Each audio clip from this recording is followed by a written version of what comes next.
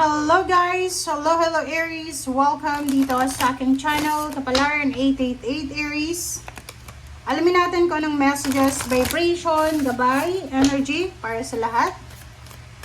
This is general reading, Aries. Wow! 4 cards tayo, Aries. First card, second card, third card, and fourth card. Make time, Aries, for self-love. Relax. Go for it. Release control. Yung energy na to, pareho lang to ng Leo. Panoorin mo Aries yung Leo kasi pwedeng makaresonate ka.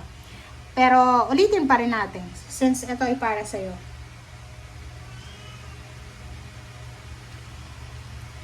Okay. First card natin is make time for self-love. Make time for self-love is unahin mo daw yung sarili mo, Aries. Okay? Ito yung pinaka-importante sa ngayon. Pinaka-importante is unahin mo ang sarili mo sa ngayon. Okay? Make yourself a priority sa ngayon. Mahalin mo ang sarili mo, alagaan mo ang sarili mo, mahalin at alagaan. Okay? So, sinasabi sa'yo dito, Aries, ng baraha na importante ka. Ikaw yung bida sa buhay mo. Relax, Aries. Relax. Huwag na huwag kang magpapanik. Hayaan mo lang na mangyari ang dapat mangyari. Next is go for it. Go for it. Gawin mo. Gawin mo kung ano yung naiisip mo ngayon. Gawin mo as long as na wala kang natatapakan, hindi illegal yan, hindi masama yan, hindi bisyo yan. Go for it. Okay? Release control. Hayaan mo lang kung anong mangyayari. Release control.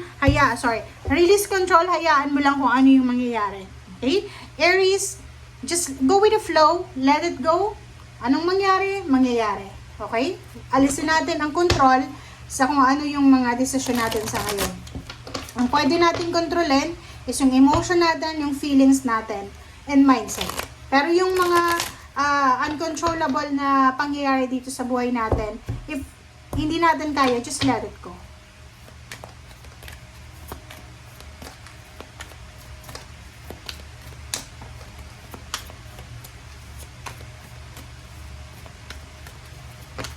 Oh, sorry. Okay. Perspective number 12 and then 10 of Gabriel. So, dito sinasabi ng baraha na if you need help, okay, and pag kailangan natin ng tulong, Aries, and feeling mo walang tumutulong sa'yo na tao, kahit kamag-anak, kaibigan, ask your angels para sa help or yung spiritual helpers mo and the universe. Para mabawasan yung mga bigat na yan na nararanasan mo and para mawala na yung mga kung ano man yun na iniinda mong sakit sa kalooban, sa katawan, sa isip, or sa pera. Dito sinasabi ng baraha, pwedeng yung ibang Aries dito is masyadong busy, masyadong workaholic, and masyadong piniplease mo yung mga tao. Masyado kang trying hard para i-please yung mga tao. No! Release control. Okay? Iwasan mo yung pagpi-people pleasing na yan. Kasi hindi yan makakabuti. Una sa'yo. Kasi parang may control na yung mga taong yan sa'yo. Diba?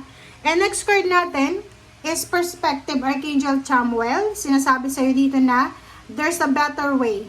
So, pause for reflection and insight, dare to be different. So, if ever lang, marami kang mga parang feeling mo uncertain, diba? Yung parang feeling natin, kung ano yung ginagawa mo sa ngayon, parang hindi ka sigurado.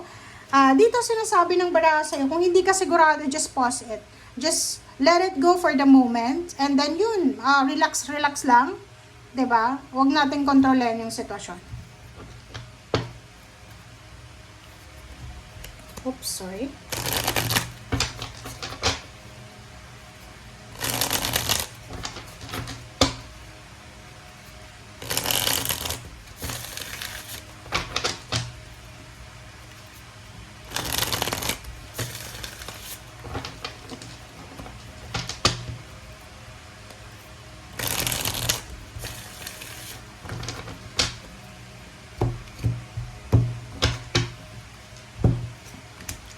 Okay. First two cards natin is the Chariot number 7 and number 20, Judgment. So, Aries, nakikita ko sir dito na pwedeng nasa crossroad ka sa ngayon. pwedeng dalawang direksyon ang parang pinapakita sa'yo ng universe na pwede mong tahakin. Mag-isip ka. Okay? Kailangan mo mag-isip. Huwag kang madadala ng iyong emosyon. Yun nga, ng people pleasing. Huwag kang madadala sa pressure ng mga tao sa paligid mo. Okay?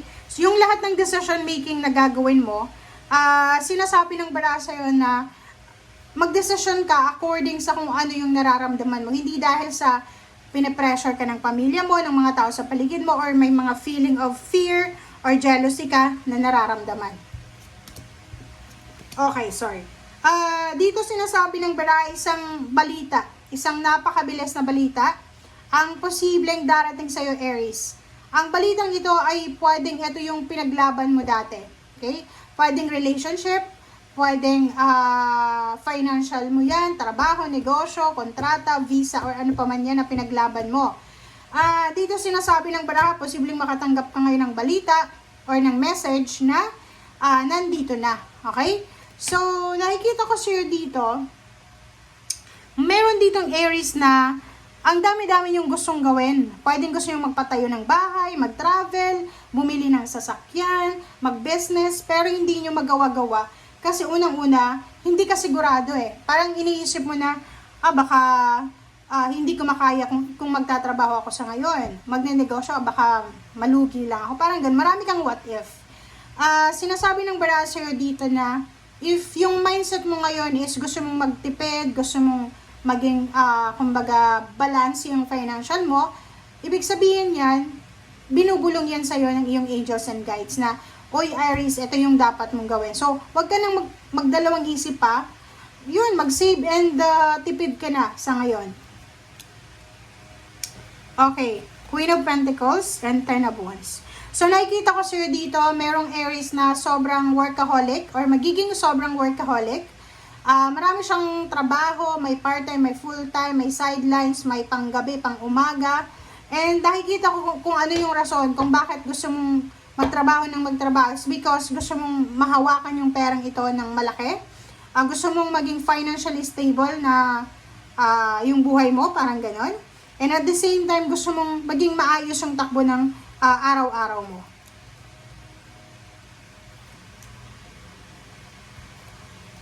Okay. Next card natin is Six of Cups and Five of Pentacles and Death card. Nakikita ko merong posibleng magbabalik sa buhay mo. It's either yung mga rason kung bakit ka naghirap. Yung parang magre-reminisce ka. 'Di ba? Yung past mo, yung painful and sobrang napakabigat na past. Anong tawag dyan? Nakaka-trauma na past mo.